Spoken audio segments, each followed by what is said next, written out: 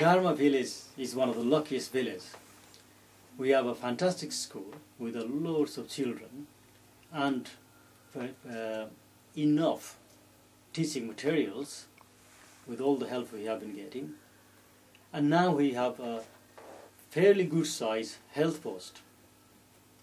People from all over the surrounding area come to the health post quite regularly. It is a new thing in Nepal or in the villages. Until recently, they always believed in witch doctors.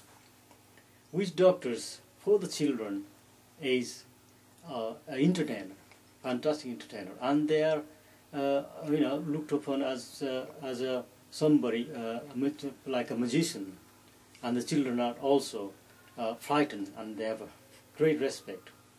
And also the adults, they have enormous respect for the witch doctors. They do come from a fairly low caste, and of course because they have this healing power and they can see the spirit and the spiritual world, they can govern everybody's life. If the witch doctor tells him that they need a white goat, and they will find a white goat, and those witch doctors become very, very influential at times.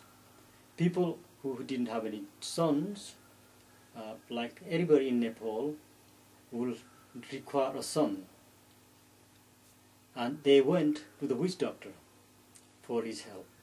If you became ill, they went to the witch doctor. If your animal became ill, you went to the witch doctor. And anything, almost anything to do with illness, good luck, you went to the witch doctor. But recently, things are changing.